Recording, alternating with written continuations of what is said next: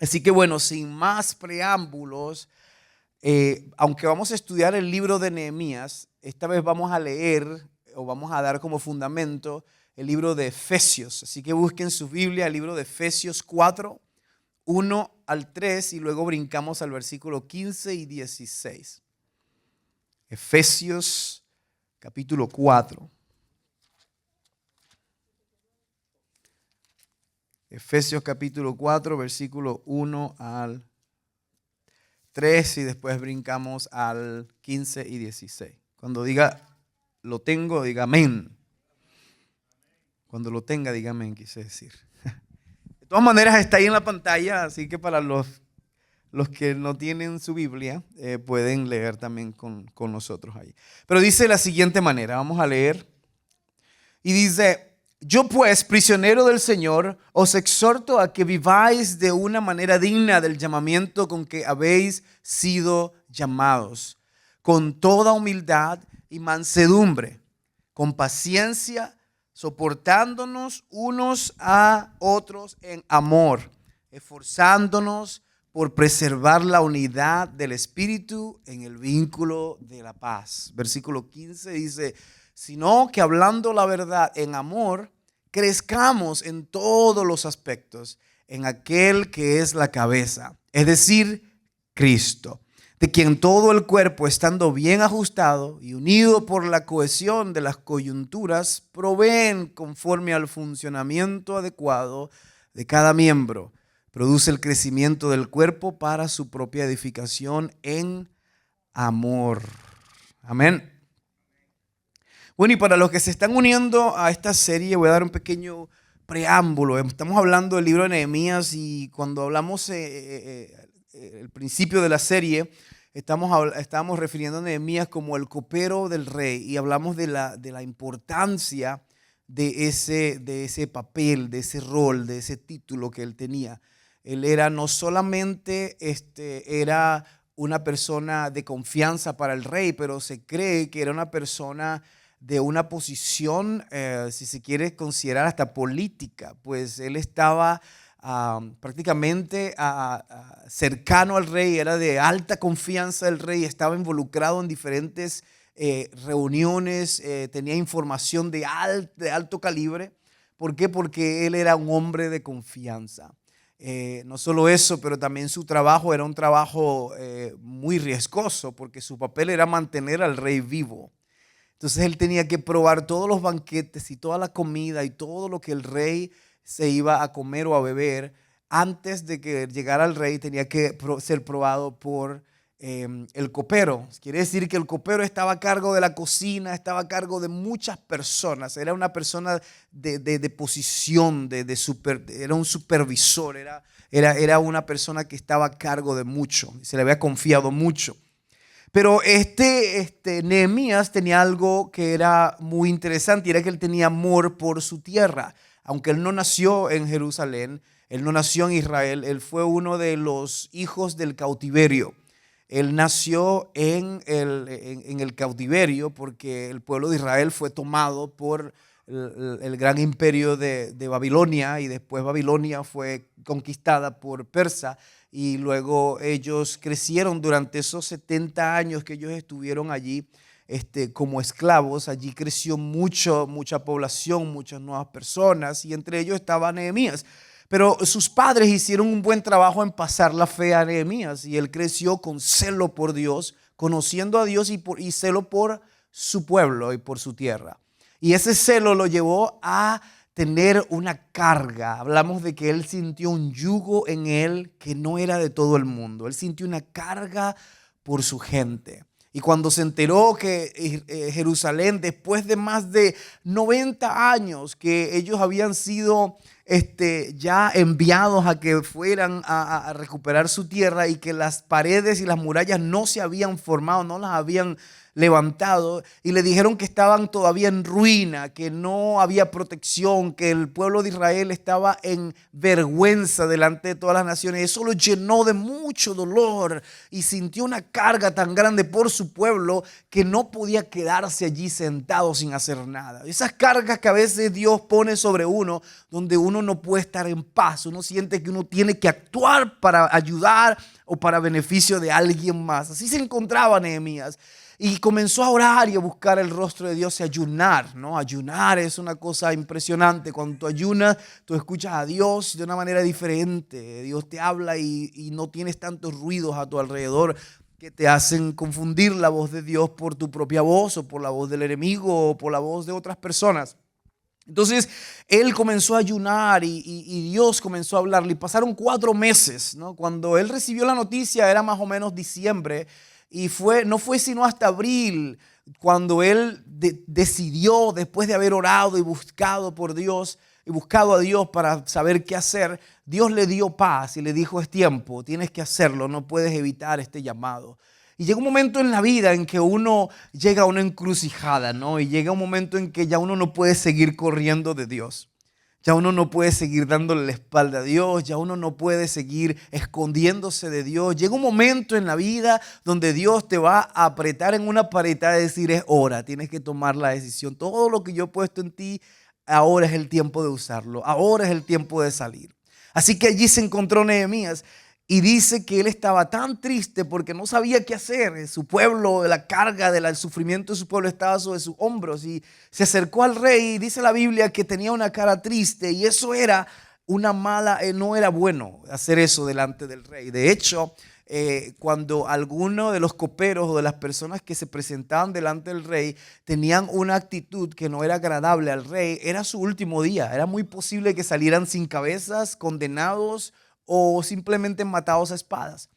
Así que él estaba arriesgando su propia vida, pero Dios estaba con él. Tú sabes, a veces nosotros arriesgamos cosas, a veces tenemos temor de ciertas cosas, pero cuando Dios está contigo, tú tienes que tener confianza de que Él va a prosperar tu camino. Aunque quizás las cosas no se vean bien, aunque quizás no esté todo a tu favor, si Dios está contigo, las puertas se van a abrir. Dios va a traer la respuesta. Dios va a abrir esa provisión. Dios va a hacer el trabajo. Solo tienes que seguir confiando en Él. Así que él confió en su Dios. Y cuando el rey le pregunta a Nehemías: ¿por qué tienes esa cara tan triste? Esa tristeza no es de enfermedad. Más bien parece una enfermedad del alma, del corazón. Y Nehemías se dio cuenta que Dios le había dado gracia delante del rey. Porque fuera sido en otra ocasión, el rey lo hubiese matado y no hubiese aceptado semejante actitud delante de su presencia. Pero en la Biblia también es interesante cómo lo describe, porque la Biblia describe que la reina estaba al lado del rey. Y tú sabes que la reina no vivía al lado del rey. Generalmente el rey tenía que llamar a su reina cuando la necesitaba. Y tú sabes lo que eso significa, ¿no? No tengo que explicártelo. Pero cuando el rey necesitaba a su reina, él la llamaba y la reina venía y el rey estaba feliz porque tenía a su reina.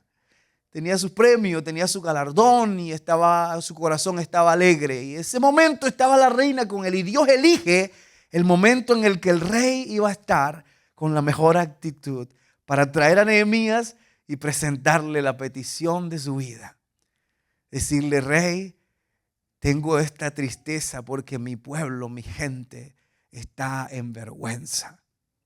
Y no puedo vivir en paz viendo a mi gente en vergüenza.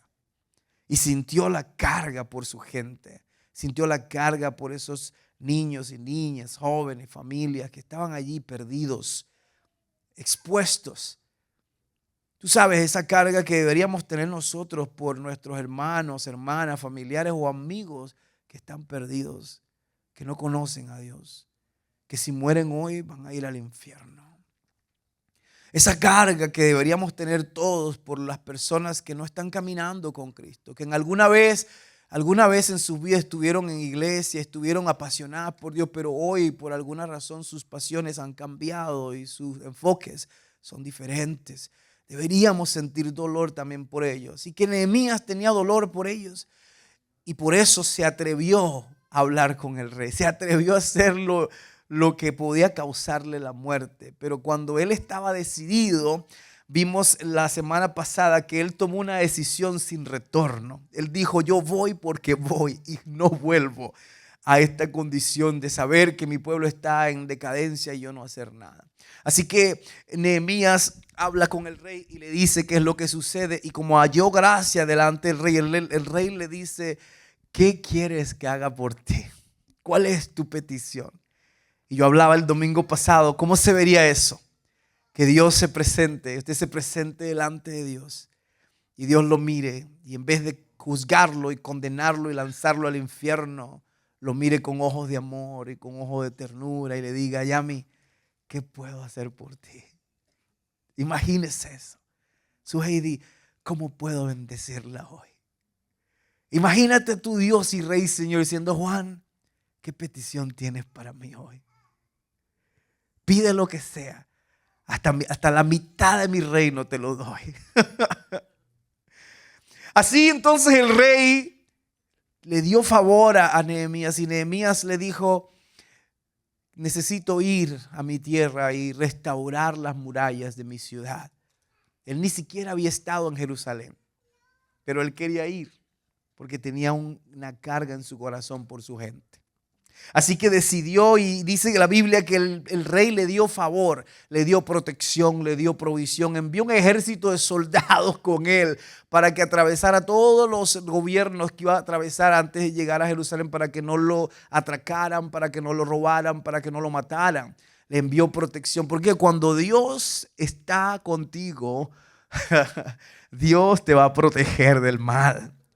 La enfermedad no te va a matar. Ese enemigo que tú crees que te va a devorar, no te va a devorar. Solamente su voz está diseñada para infringir temor, pero él no va a hacer nada más que ello. ¿Por qué? Porque ninguna arma forjada en contra de ti va a prosperar. Y toda lengua que se levante en tu contra será juzgada, porque Dios está contigo como poderoso gigante. Él no permitirá que el enemigo avance contra ti, sino que los avergonzará y preparará mesas delante de ti en presencia de tus angustiadores. Porque ese es tu Dios. Ese es el Dios que tú tienes. Ese es el tipo de rey, de Señor que tú tienes. Es aquel que se llama a sí mismo Jehová Nisi. Dice, yo soy tu defensor. Tú no tienes que pelear, porque yo pelearé por ti. Entonces Nehemías ahora se encuentra en una encrucijada, porque ya tiene favor de Dios, ya tiene todos los recursos, pero ahora tiene que ir y hacer el trabajo. Y tú sabes, en esos momentos, como cuando Dios ya te abrió las puertas, ya Dios te dio el favor, ya ves que las cosas se están alineando, pero ahora toma que tú tomes los pasos de fe y te vayas y cumplas lo que Dios te ha puesto en tu corazón. Y mucha gente falla en este momento. En este momento es cuando mucha gente se echa para atrás y dice, oh my God, yo no sé si yo en realidad quería esto. Se ve muy feo, se ve como que puedo perderlo todo acá, no sé qué hacer. Y a veces como que es una emoción, y Dios te toma en serio, ¿sabes? Porque cuando tú vienes a Él en fe, Él te va a responder. Pero la pregunta ahora es, ¿estás tú en serio? Y esa pregunta quizás le llegó a Nehemías también. Le dijo, ¿estás tú en serio, Nehemías? Estoy decidido. Y se fue rumbo a Jerusalén. Y llegó a Jerusalén, y aquí nos encontramos ahora en el capítulo 3. Llega a Jerusalén. Y entonces llega por primera vez a la ciudad de sus padres, a la ciudad de su herencia, a la ciudad de sus antepasados. Está ahora en Jerusalén, y cuando mira, no sé si ves ese diseño ahí, pero lo que ve es una ciudad con las paredes, las murallas totalmente destruidas. Y tú sabes que decíamos que en los tiempos antiguos las murallas de una ciudad eran su gloria. Eran su gloria. Una ciudad con murallas era una ciudad gloriosa, pero una ciudad que no tenía murallas era una ciudad que estaba a la intemperie y era la vergüenza y el hazmerreír de todas las comunidades, de todos los reinos. No infringían temor ni inspiraban temor a nadie. Al contrario, todos se burlaban de ellos y los veían como completos ineptos. ¿Por qué? Porque no tenían protección. Entonces, el no tener murallas era algo que no solamente afectaba a la ciudad como tal, pero también afectaba a la moral personal. Ahora ellos estaban completamente destruidos moralmente. Y yo creo que la razón por la que no habían construido una pared, una muralla en 90 años es porque no tenían fuerza, no porque no tenían hombres, no porque no tenían materiales, es porque no tenían moral. Y tú sabías que el enemigo primero va a tumbar tu moral antes de quitarte tus oportunidades. Porque aunque las oportunidades estén enfrente de ti, si tu moral está por el suelo, tú no vas a avanzar y no vas a poder alcanzar lo que tienes delante de ti. Entonces Dios muchas veces va a levantarte y a construirte, pero es de adentro hacia afuera. Y tú no puedes esperar las bendiciones sin que primero tu moral y tu carácter esté construido. ¿Por qué? Porque cuando tú recibes una bendición y no tienes carácter, la bendición se puede convertir en una maldición para ti. Es como darle un carro a un niño que todavía no sabe manejar. El carro eventualmente va a ser una bendición, pero en ese momento no está listo para recibirlo y puede matarse y tener un accidente. Así mismo Dios trabaja. Él, antes de darte lo que tú quieres y lo que tú necesitas, Él quiere asegurarse de que tu corazón está listo para recibirlo. Y es por eso que muchas veces la manera como Dios lidia con nosotros es una manera muy diferente. No es como que quiere darte y quiere hacerte feliz, ¿no? Él te pregunta las cosas: ¿cómo está tu corazón? ¿Ya perdonaste? ¿Ya sanaste de esa herida? ¿Ya dejaste ir ese rencor? ¿Por qué? Porque a Él le interesa más tu corazón y tu carácter antes que darte los sueños de tu vida. Él quiere bendecirte. De hecho, Él está interesado en bendecirnos, pero mayormente Él está interesado en construirnos, en transformarnos desde adentro hacia afuera. ¿Por qué? Porque el carácter es lo que te va a ayudar a sostener lo que Él te pueda dar. Tu talento y tu propio esfuerzo te va a ayudar a conseguir muchas cosas, pero solamente tu carácter puede mantenerte en ese lugar y puede darte la capacidad de administrarlo. Pero ahora nos encontramos acá y Nehemías, dice la Biblia, que empezó a inspeccionar el daño. Y eso es importante porque Nehemías, como un sabio, un hombre lucro, un hombre pulcro, un hombre de educación, que estaba a la mesa del rey, que estaba en presencia del rey, lógicamente tenía una sabiduría diferente a la de las otras personas. Entonces él, antes de llegar y simplemente lamentarse y ver cómo la destrucción, él dijo que yo aquí voy a trabajar, pero antes de empezar a formar nada, antes de empezar a construir, yo voy a recorrer la ciudad y ver qué es lo que está sucediendo. Entonces muchas veces nosotros vemos cosas que queremos construir, pero no nos damos cuenta que debemos primero observar y evaluar los daños. Antes de meternos a construir nada en nuestra vida, debemos evaluar los daños. Y eso requiere mucha oración y tiempo de convicción y de discernimiento, porque a veces podemos ignorar ciertas cosas, y si empezamos a construir sin antes haber sanado y haber lidiado con esto, puede ser que esa construcción se forme no sobre la roca, pero más bien sobre arena. Y entonces cuando venga la tormenta y cuando venga la prueba, es posible que se derrumbe de vuelta. Entonces es muy importante lo que hizo Nehemías. Nehemías fue y empezó a evaluar, y lo que sucedió es que comenzó a evaluar. Ahora nos encontramos en Nehemías 3 y comenzó a evaluar los daños de la ciudad. Y cuando empieza a recorrer los daños de la ciudad, él se encontró con que las 10 puertas del pueblo estaban destruidas excepto una. Y quiero darte ahora el significado de las 10 puertas que él recorrió. Y el mensaje de hoy, para hacerlo un poquito más divertido, ¿ustedes se acuerdan la serie Handy Manny? ¿Se acuerdan? Handy Manny, el constructor o el handyman que repara y las herramientas son juguetes que hablan. Mis hijos lo veían mucho cuando estaban pequeños, los niños lo ven mucho. Bueno, él tenía parecido a Bob el constructor.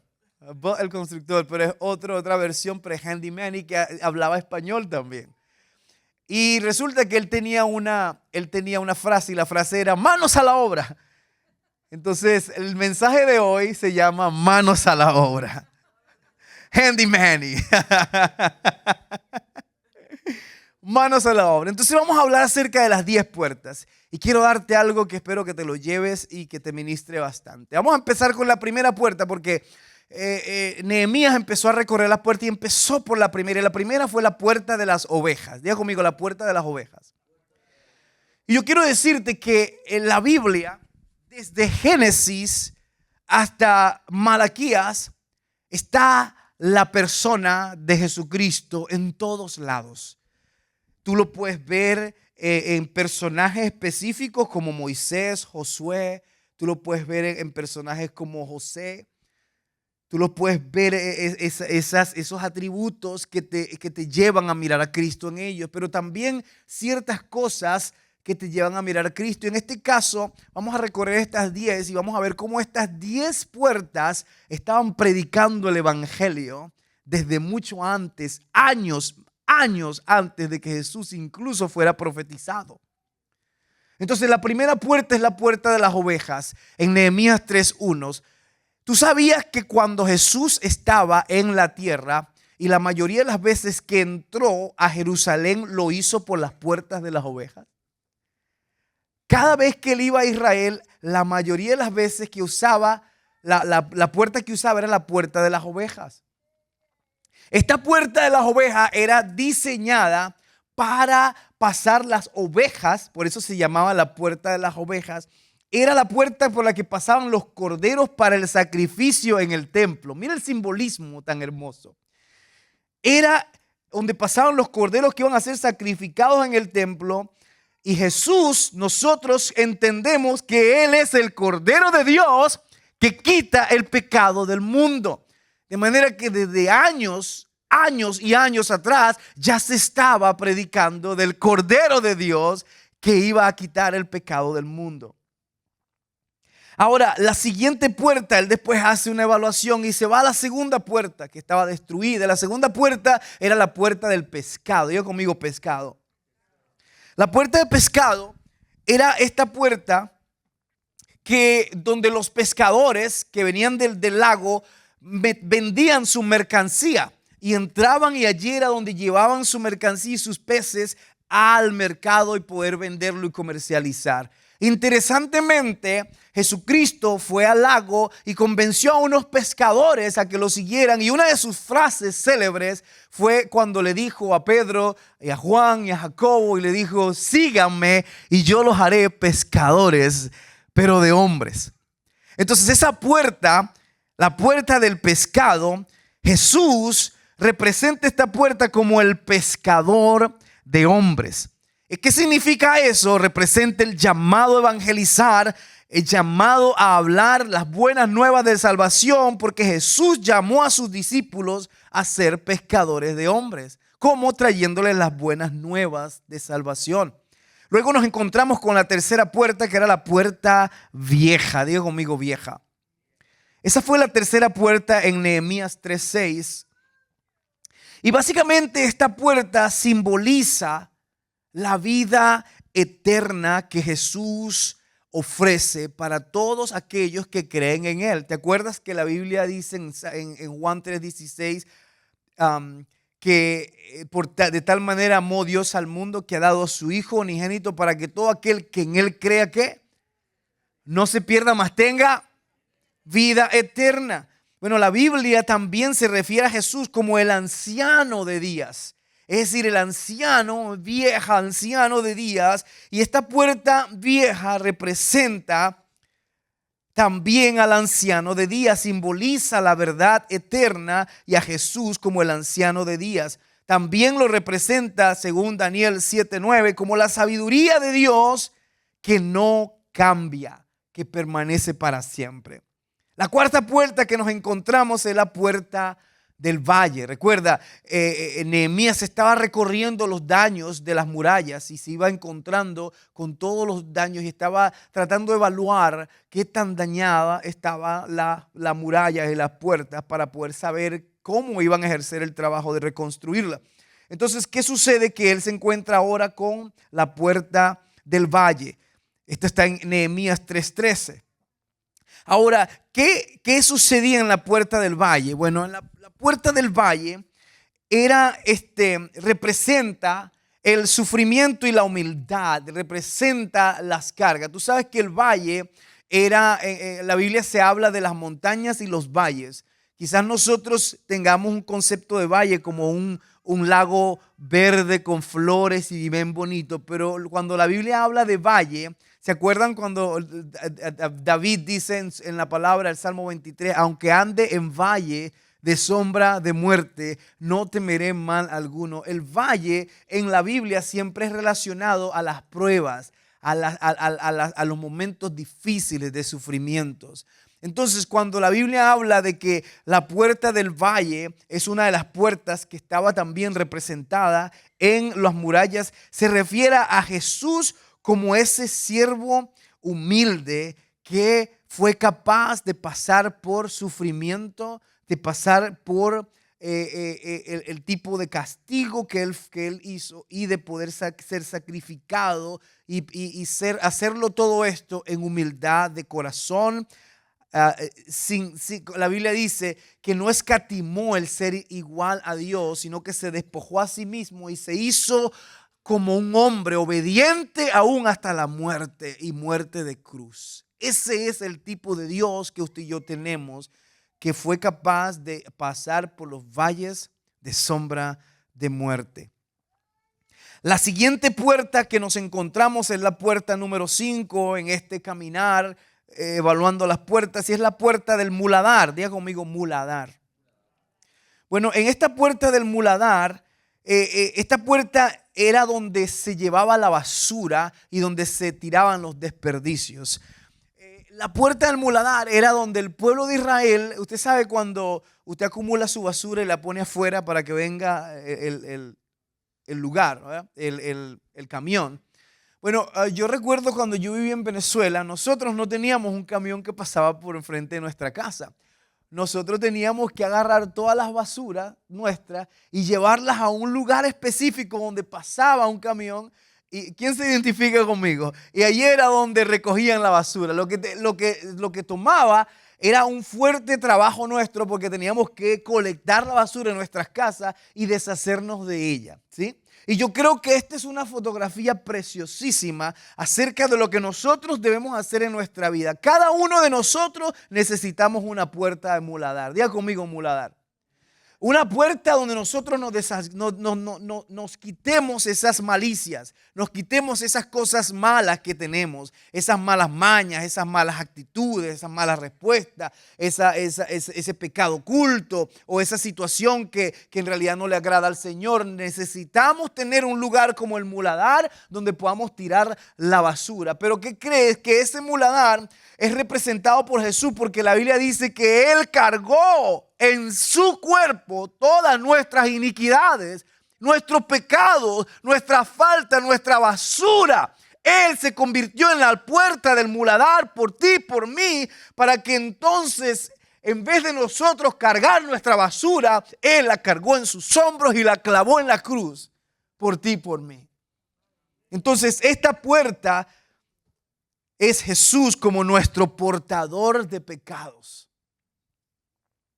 Luego sigue Nehemías caminando a la puerta número 6 y es la puerta de la fuente. Diga conmigo, fuente. Esta puerta de la fuente se llama la puerta de la fuente porque habían literalmente fuentes donde la gente sacaba agua, donde la gente iba y tenía agua de varias fuentes. En ellas habían unos pórticos, habían unas fuentes que la Biblia habla en versículos específicos, como en Juan 7:18. Jesucristo estaba en un momento hablando acerca del Espíritu Santo y le dijo: el que en mí cree, desde su interior, dice, fluirán ríos de agua viva, fuentes de agua viva, refiriéndose a ese tipo de figuración de fuentes, para hacerle entender que se refería al Espíritu Santo. Entonces, la puerta de la fuente es Jesús reflejado como aquel que provee el agua viva, el agua que da vida y que sacia la sed, y aquel que bebiere de esa agua jamás tendrá sed. Luego Nehemías evalúa los daños de esta puerta y va a la siguiente puerta, que es la puerta del agua. Diga conmigo, del agua. Una es la puerta de la fuente donde brota y la otra es la puerta del agua. Esta puerta del agua es muy interesante. ¿Por qué? Porque simboliza la palabra de Dios, que limpia, que purifica, y Jesús es la palabra hecha carne. La puerta del agua fue la única puerta que no necesitó ser construida. Interesantemente, de todas las 10 puertas, la puerta del agua es la única puerta que no necesitó ser construida. Y tú te preguntarás, pero ¿por qué esa puerta no fue destruida? Bueno, porque en la Biblia el agua es representado como la palabra de Dios. La Biblia dice, Jesús hablando con sus discípulos le dijeron, ustedes no necesitan limpiarse porque mis palabras que han sido habladas sobre ustedes los han hecho limpios. ¿Qué dice el libro de Salmo 119? ¿Con qué limpiará el joven su camino? Con guardar su palabra. La palabra de Dios es como un agua viva que nos limpia, que nos purifica, que nos lava, que nos hace nuevo. Su palabra es una palabra que es inefable, que es incambiable, que no tiene cambios ni variación. La palabra de Dios permanece para siempre. El cielo y la tierra pasarán, pero mi palabra no pasará. La Biblia dice que su palabra es eterna. Él pone su palabra por encima de él. Así es tan importante la palabra de Dios. Y el hecho de que esta fue la única puerta que no fue reconstruida me da a entender que la palabra de Dios es aquella que no necesita ser construida porque permanece para siempre, ¿verdad, Rubén? Es una palabra que está firme. A veces yo veo personas tratando de defender la Biblia, tratando de defender la palabra. Yo te digo una cosa, lo único que tú tienes que hacer es predicar la palabra. Deja que la palabra se defienda a sí misma, porque la Biblia, su palabra, ha permanecido por las edades. Y cuando quisieron destruirla, se multiplicó, permaneció y seguirá permaneciendo. El cielo y la tierra van a pasar, pero su palabra no pasará, porque su palabra es firme, su palabra no cambia, su palabra no puede ser destronada, destruida ni cambiada. La palabra de Dios no necesita ser reconstruida ni defendida. Ella se defiende por sí misma. Jesús dice de esta manera, mi palabra cuando sale no regresará vacía, porque hará exactamente lo que yo le pedí que hiciera. Esa es la palabra de Dios y el poder de ella. Interesantemente fue la única puerta que no necesitó ser reconstruida porque estaba de pie. Y yo creo que el significado espiritual es ese. No necesita ser corregida ni reconstruida porque permanece para siempre. Isaías 48 lo dice de esa manera. Jesús, quien es la palabra hecha carne, es también inmutable y perfecto. Esto nos recuerda que su verdad no cambia y sigue siendo la fuente de vida y purificación para todos los que creen en Él. Jesús es la palabra hecha carne. Es por eso que Él dijo, en el principio era la palabra. Y la palabra era con Dios y la palabra era Dios. Versículo 12 dice, y aquella palabra fue hecha carne y habitó entre nosotros y vimos su gloria. Jesús es la palabra de Dios hecha carne. Es por eso que Él se le llama el que era, el que es y el que ha de venir. Es por eso que a Él se le llama el principio y el fin, el alfa y la omega, el que era, el que es y el que ha de venir. Jesús, el rey de reyes, el anciano de días, el que permanece para siempre, el que tiene el poder, la gloria y el avance en sus manos. Él es la puerta, Él es la palabra. Luego Nehemías continuó a la puerta número 8.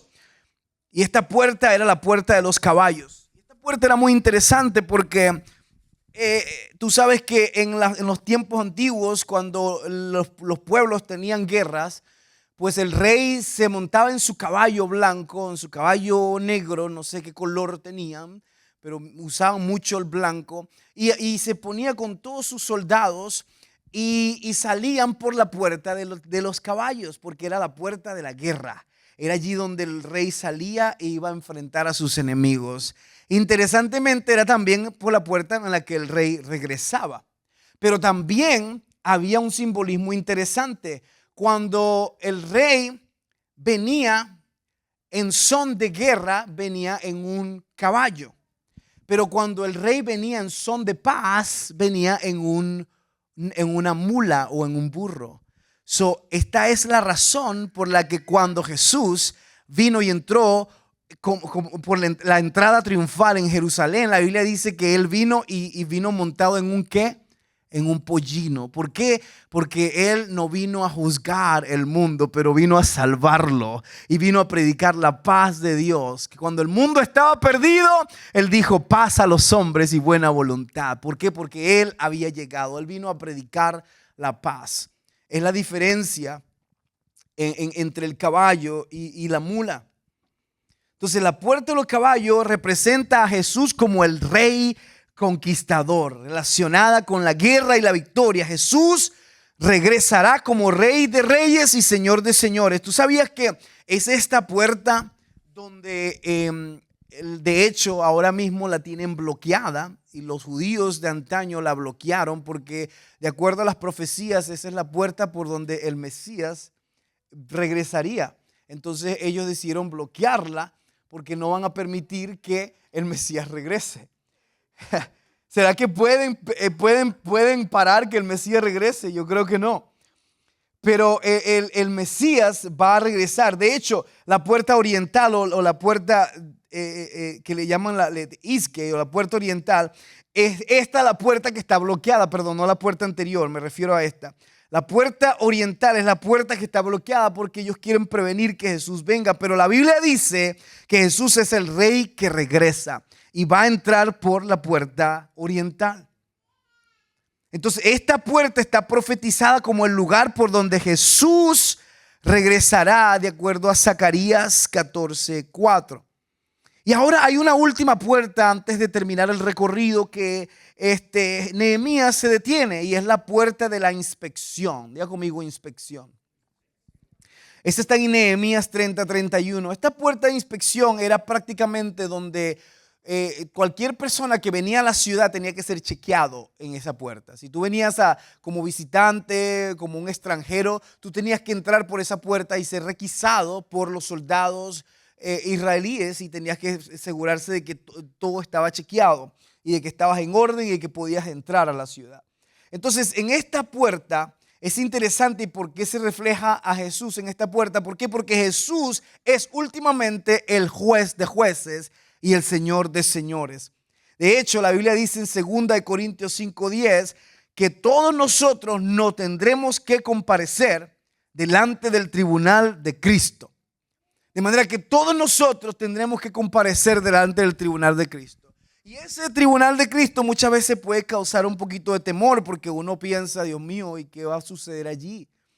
Entonces, en la Biblia se habla de dos tribunales o de dos cortes. Se habla del tribunal de Cristo y se habla del gran trono blanco. Entonces, el tribunal de Cristo es donde los cristianos van a enfrentar el juicio de Cristo. Pero te voy a decir qué significa el juicio de Cristo. Y el gran trono blanco es donde los incrédulos van a tener que responder al Rey de Reyes y al Juez de Jueces. Entonces, en el tribunal de Cristo, los creyentes van a ser ahora a rendir cuentas delante de Jesús para recibir su recompensa. Entonces, esa recompensa, de hecho, el tribunal de Cristo es una palabra griega. ¿Y tú sabes qué era el tribunal en ese momento o a qué se refiere esa palabra griega? Era el tribunal que se colocaba en los juegos deportivos donde se ponían los jueces para entonces dar las medallas a los ganadores o a los que participaban. Entonces, cuando Pablo está refiriéndose al tribunal de Cristo, no está refiriéndose a un tribunal donde va a juzgar a los malos y a los buenos y a perder a unos y a salvar a otros, sino que es un tribunal donde todos los cristianos que hemos sido justificados por la sangre de Cristo, perdonados y ahora limpiados y salvados, nos vamos a presentar delante de Cristo y Él nos va a dar los premios de acuerdo a lo que nosotros hicimos acá. Es por eso que la Biblia habla de coronas: la corona de la vida, la corona de gloria, la corona de la esperanza, la corona de victoria. Nosotros vamos a tener muchos premios, pero todo depende de lo que nosotros hayamos hecho para Él. Si tú eres un cristiano que solamente vivió para salvar su vida y ser miembro de una iglesia, vas a recibir una corona que se llama la corona de salvación. Todos la van a recibir porque es la corona que está destinada para todos los que hemos sido salvados. Pero Dios no quiere solamente darte la salvación. Él quiere usarte. Él quiere premiarte. Él quiere permitirte a que tú tengas más premios y más cosas en Él. ¿Y cómo lo haces? Cuando decides dar el paso y decirle, Señor, heme aquí. Y cuando dices eso, entonces entras en una categoría distinta. Y así como en un juego de deporte, cuando tú ganas medalla de oro y otro gana medalla de plata y otro medalla de bronce, lo que quiere decir Pablo es que nos prepararemos, nos pararemos en ese tribunal de Cristo y se nos dará nuestro premio de acuerdo a lo que nosotros hemos logrado. Tú sabes que una vez yo tuve un sueño, y aquí termino. Yo tuve un sueño y en el sueño alguien tocó mi puerta y yo abrí mi puerta. Cuando yo abro mi puerta, yo vi una corona enfrente de mí con muchos diamantes alrededor y esta brillaba. Yo miré y yo decía, Señor, qué hermosa corona. Yo decía, ¿qué es eso? Y de repente vi una estaca de dinero al lado de la corona. Y tú dices, ¿qué es esto? El pastor, mira, van a hacer una doctrina extraña allí. No, te estoy hablando de un sueño que tuve y la interpretación de ese sueño. Esto no es una doctrina bíblica, esto no es algo sacado de la Biblia, es un sueño que yo tuve y te voy a contar lo que Dios me dijo. Cuando yo vi la corona con diamantes y una estaca de dinero, yo le pregunté al Señor, Señor, ¿qué es eso? Y esto fue lo que el Señor me dijo. Me dice, Rafael, ese dinero representa todas las bendiciones que yo te voy a dar acá en la tierra mientras vivas. Te voy a suplir tus necesidades y nunca te faltará nada, porque yo estoy contigo y te prosperaré. Entonces ya eso me tocaba, ¿no? Y yo luego miro la corona y yo digo, Señor, ¿y la corona? Y Él me dice, esa es tu corona. Yo le digo, Señor, pero ¿qué es eso? Y me dice, todos esos diamantes, dice, son todas las almas que trajiste para mi reino. Y eran muchos diamantes. Y caí postrado y me desperté. Y entendí que Dios está llevando cuenta de todo lo que estamos haciendo para Él. Y de todas las almas que traemos a Él. Y de todas las personas que traemos a su reino. Él no se ha olvidado de nada de lo que tú dejas, de lo que tú haces por Él. Y te recompensará de acuerdo a tus obras. Cuando vi eso, entendí que el Señor estaba llevando cuenta de lo que yo estaba haciendo para Él. Y eso me trajo una responsabilidad de saber que necesito hacerlo para Él y no para el hombre. Y hacerlo bien. Y ahora nos encontramos con la última puerta, era la puerta de la inspección y luego Nehemías da la vuelta y llega a la puerta al principio que era la puerta de las ovejas. Diga conmigo, ovejas. Y la puerta de las ovejas representa al Cordero de Dios que quita el pecado del mundo, representa a Cristo, representa la crucifixión, representa la resurrección. ¿Qué me quiere decir esto? Que todo comienza en la cruz y todo termina en la cruz. Que nuestra vida rondea en base a la revelación de la cruz, del Cordero de Dios que quita el pecado del mundo. Entonces, ¿cómo debemos responder nosotros? Y yo quiero que se ponga de pie conmigo. Vamos a terminar de esta manera. La manera como nosotros respondemos es entendiendo que cada puerta en la reconstrucción de Jerusalén refleja un aspecto del carácter y la obra de Cristo. Desde su vida, su sacrificio y hasta, ese siguiente slide, Edward, hasta su regreso como Rey y Señor. Entonces nosotros somos llamados a construir juntos. Diga conmigo, construir juntos. Porque solos no podemos. Una de las cosas que hizo esta construcción, algo que fue factible, es porque todos pusieron manos a la obra. No es algo que Nehemías lo hizo solo, sino que todos pusieron manos a la obra. Y solamente así podemos hacerlo. Y tú sabes que aquí en nuestra ciudad nosotros creemos que Southview Español no es la única iglesia que está encargada y que está encomendada a traer un cambio en esta comunidad. Nosotros creemos que todas las iglesias de esta zona han sido llamadas para sanar nuestra comunidad. Y como sabemos eso, entendemos que es un trabajo que no es solo nuestro, sino de todos. Y por eso queremos no solamente orar para nosotros despertar, pero también orar por las iglesias que están a nuestro alrededor. Entonces, Edward, pásame la foto donde están todas las iglesias. Creo que está en la final. ¿Sí está? ¿No está? Ok. So, there you go. Nosotros acá en nuestra ciudad, alrededor nuestro, estos son solamente 30 iglesias, hay muchas más, pero estas son las iglesias que están rodeando la ciudad de Columbia, Spring Hill, Franklin, Brentwood, Nashville. Estos son los nombres de sus pastores y las iglesias. ¿Qué queremos hacer nosotros con ellos? Nosotros queremos orar por ellos, cubrirlos y unirnos nosotros para que nosotros nos convirtamos en esos centinelas, en esos guardianes de la ciudad que Dios ha levantado para decretar avivamiento en nuestra tierra. La única manera en que nosotros vamos a avanzar no es que compitamos con esas iglesias, sino que nos unamos con ellos. No es que nos celemos los unos de los otros, sino que nos unamos los unos con los otros. No es que los miremos y entonces querramos tener lo que ellos tienen, sino más bien celebrar lo que ellos tienen y estar contentos con lo que Dios nos ha dado a nosotros. Entonces yo voy a llamar a Pastor Mark que pase adelante. Pastor Mark, will you come? Y Pastor Mark va a orar con nosotros y vamos a bendecir a estos pastores. Vamos a bendecir a estas iglesias. Y usted mismo allí donde está, póngase en grupo de 2 o 3. Tome la mano de su amigo, persona que está allí. Y vamos a orar por estos mientras Pastor Mark ora. Y vamos a bendecir a esta región a través de nuestra oración. Y que nuestra oración traiga un cambio a esta región. Porque al orar por estos pastores y por estas iglesias, estamos bendiciendo toda el área. Para que los aires sean limpiados y haya avivamiento en nuestra tierra. Amén. Pastor Mark, would you bless us? And let's just cover these churches, these pastors. Vamos a cubrir estos pastores de iglesias.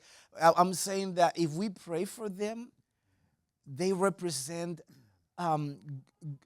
governments in their areas. And so as we bless them, we're blessing the area. And together we're creating an atmosphere of protection over the whole region. Yeah. So, amen. Amen. Lord, we thank you for each and every church Señor, oramos represented. por cada iglesia y cada pastor. Lord, we lift them up, God, and we ask that you would protect them. Levantamos y te pedimos que los protejas. We ask that you would bless them and provide for them. Que tú los bendigas y les proveas. Lord, that you would fill them with hungry souls. Que tú los llenes de almas hambrientas. Lord, you would strengthen these leaders represented Que here. tú los fortalezcas a estos líderes. Strengthen their marriage and their family. Fortalece sus matrimonios y sus familias. Lord, give them words from the Lord. Dale palabras tuyas, Señor. Revelation from heaven. Revelaciones del cielo. Lord, that they would lead well in the communities they Que ellos reside. lideren bien en la comunidad donde ellos están. Lord, I thank you that we are blessed when they're blessed. Señor, gracias que nosotros somos bendecidos cuando ellos son bendecidos. Lord, we're not in competition, but we're on the same team. No estamos en competición con ellos, sino que estamos en el mismo equipo. I thank you for the diversity of talents and gifts on this. Gracias por la diversidad de talentos y dones que hay aquí. Different denominations and ethnicities. Diferentes denominaciones y étnicas. We're all part of the same team in the same kingdom. Pero todos somos parte del mismo reino y de la misma familia. So Lord, we ask for a spirit of unity to come upon this region. Oramos por un espíritu de unidad que venga por encima de esta región. Lord, that we would work together like Nehemiah. Que vamos a trabajar juntos como Nehemías. Lord, what happened in 52 days building the wall. Y lo que pasó en 52 días mientras ellas ellos construyeron las murallas. was a result of unity and people coming together to work together. Fue el resultado de la unidad de personas uniéndose para esta causa. So, Lord, what could happen if all of these churches and others would come together to build together? ¿Qué pasaría, Señor, si todas estas iglesias y otras se unen para construir juntos? Lord, we thank you that it's already happening Gracias que ya está sucediendo, Señor, and it's going to go even further. y va a avanzar aún más lejos. And Lord, we lift up all the churches that represent the nations. Señor, oramos por las iglesias que también representan naciones, Lord, for the different ethnicities and nations that have come to Tennessee. por las diferentes nacionalidades que han venido a Tennessee. Lord, we ask that you would allow them to know that they're important. Que tú les permitas saber que ellos también son importantes. We need their expressions and their flavors and their sound part of the team. Y que su expresión cultural, su sonido, su música también los hace parte del equipo. And Lord, I'm thankful for what you're doing here in this service Y today. gracias por lo que estás haciendo en este servicio, Señor. Lord, thank you that you brought Pastor Rafael and Mia a year and a half ago, and you brought La Viña to partner with Southview. Gracias que trajiste a Pastor Rafael y a Pastora Mía acá y trajiste a la viña para que se uniera y formáramos una sola familia. Lord, I thank you that this union is a representative of what we're doing here for the kingdom. Gracias, Señor, que esta unión es una representación de lo que nosotros estamos queriendo hacer a través de esto. And Lord, I ask right now that every divisive tactic of the enemy would be shut Y down. ahora te pido, Señor, que cualquier táctica divisoria del enemigo sea ahora destruida. That we will not see the enemy have his hand in the church today. Que no vamos a ver al enemigo avanzar en la iglesia. But we thank you, Lord, that you're praying in John 17, make them one. Gracias, Señor, que tu oración, la que hiciste en Juan 17, que seamos nosotros uno. And may it be on earth as it is in heaven. Y que sea acá en la tierra como es en el cielo. In Jesus' En name. el nombre de Jesús. Amen. Amén. Amen. Y amén. Thank you. Thank you, Pastor Mark. Dios le bendiga mucho. Llévese esa palabra con usted. Que sea retado a creer más allá de lo que usted ve enfrente de usted. Porque Dios lo que está haciendo es más grande que Southview Español. Está alcanzando a su reino. Amén. Dios le bendiga mucho. Estamos despedidos.